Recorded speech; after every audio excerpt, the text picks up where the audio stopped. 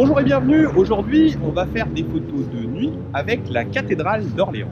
A tout de suite.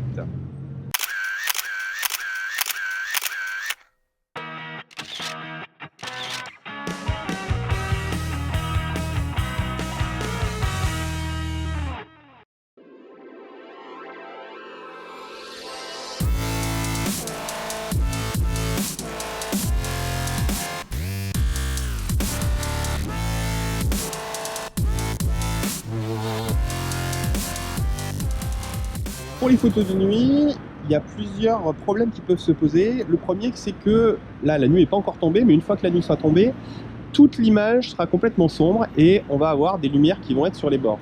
Le risque, c'est que si on utilise la cellule et qu'on mesure sur l'ensemble de l'image, si on le laisse faire, il va considérer qu'il fait extrêmement sombre et il risque, c'est pas obligé, si la répartition entre les parties lumineuses et les parties sombres est homogène, on n'aura pas de souci, mais le risque c'est qu'il y ait beaucoup de parties sombres, on voit qu'il y a une grande partie de ciel et que du coup la cellule nous propose un coup de vitesse diaphragme qui surexpose l'image, soit que le temps va être trop long, soit l'ouverture va être trop élevée.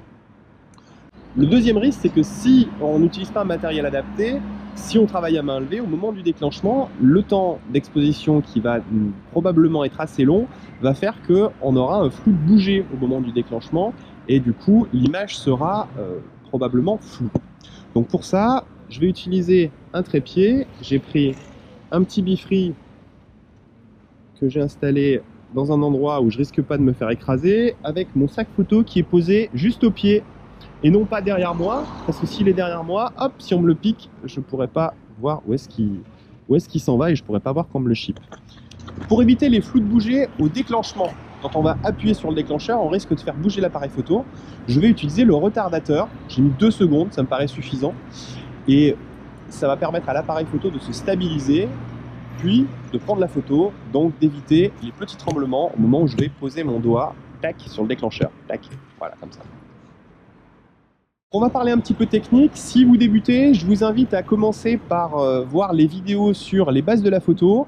Je vous mets un lien dans la description sous la vidéo et dans la petite bulle d'infos qui se situe ici en haut à droite. Pour faire cette photo, on va utiliser la méthode SPP-CMM, sensibilité, positionnement, programme, cadrage, mesure de lumière, mise au point. Pour la sensibilité, étant donné qu'on est sur trépied, on ne va pas forcément s'embêter, on va pouvoir utiliser une sensibilité relativement basse. Donc là, je vais rester sur 100 ISO. Ensuite, on peut utiliser le programme d'exposition que l'on veut, puisque l'idée, ça va être de caler les ISO, de choisir une ouverture qui va être relativement élevée. Ding, c'est le tram qui passe. Une ouverture qui soit relativement élevée. Je vais me caler autour de F8 pour avoir une bonne profondeur de champ, pour que ma netteté soit relativement large. Et ensuite, on va laisser filer la vitesse. Donc, soit on utilise le mode priorité ouverture et on mémorise l'exposition. On peut faire exactement la même chose avec le mode priorité vitesse, mais le plus simple, c'est quand même de caler les réglages en manuel, puisque une fois calés en manuel, ils ne bougeront plus. Et c'est assez pratique, parce qu'on peut aller zoomer dans l'image pour mesurer un endroit précis, ou utiliser la mesure spot, là aussi, pour aller mesurer un endroit précis. Et ensuite, on va fixer l'appareil photo sur trépied. Concernant le choix du positionnement, le positionnement, c'est pas uniquement une question d'angle, c'est aussi une question de moment. En l'occurrence, si on fait des photos trop tard dans la soirée, on aura un ciel qui va être complètement sombre et notre image, elle va être écrasée, on n'aura pas de profondeur à l'intérieur de l'image. D'où l'intérêt de faire les photos au moment où les éclairages s'allument et où le ciel reste encore légèrement bleu. Il va avoir un bleu profond qui va donner cette profondeur à l'image. Concernant le cadrage, une fois qu'on a établi le positionnement, le cadrage finalement c'est juste une question de hauteur et de zoom qu'on va utiliser. Donc là j'utilise pour filmer un grand angle, mais je vais faire ma photo avec un 24-70 en zoomant un petit peu plus à l'intérieur de l'image. La mesure de lumière, on la fera sur des endroits lumineux, à l'endroit où les lampadaires éclairent, de manière à ce que ce soit pas surexposé sous les lampadaires, mais que ce soit exposé correctement sous les lampadaires. Et la lumière du jour restante nous fera une lumière de remplissage sur l'ensemble de l'image.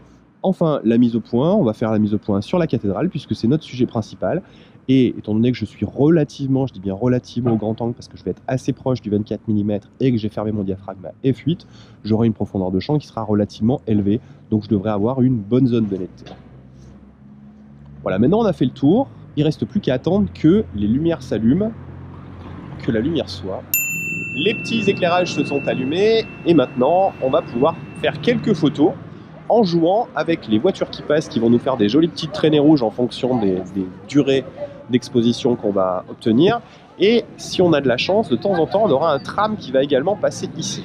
Pour bien débuter en photo, vous pouvez commencer par vous inscrire à ma formation gratuite en cliquant sur le lien situé dans la description de la vidéo et dans la bulle d'infos en haut à droite de votre écran.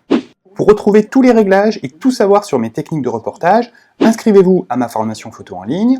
Vous aurez accès à plus de 140 vidéos, les fiches pratiques d'exercices, tous les quiz corrigés et l'accès à mon groupe de coaching privé sur Facebook. Vous pouvez également vous procurer mes manteaux photos dans toutes les Fnac ou le commander sur mon site internet. Là encore, je vous mets le lien dans la description de la vidéo et dans la bulle d'infos en haut à droite de l'écran.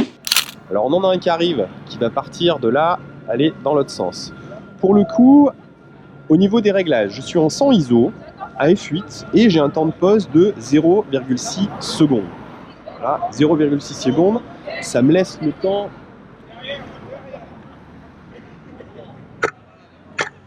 de faire une légère petite traînée avec les voitures, mais c'est pas extraordinaire non plus. Donc ce que je vais faire, c'est que je vais monter à F11 pour avoir un temps d'exposition de 1,6 secondes. Clac. Et là, la traînée est beaucoup plus longue, elle est plus intéressante. Ça commence à faire des traînées un peu plus sympas. On a le tram qui arrive, on entend ding dong.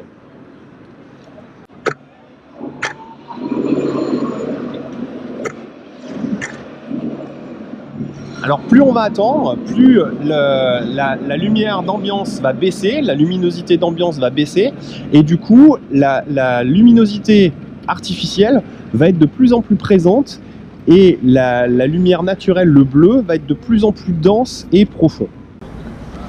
Là c'est le moment d'arrêter et d'aller se mettre au chaud. Je vous souhaite une bonne semaine, je vous dis à bientôt, et bonne photo. Si vous souhaitez recevoir mes prochains cours de photo, abonnez-vous et activez la petite cloche de notification. Je publie une nouvelle vidéo chaque samedi.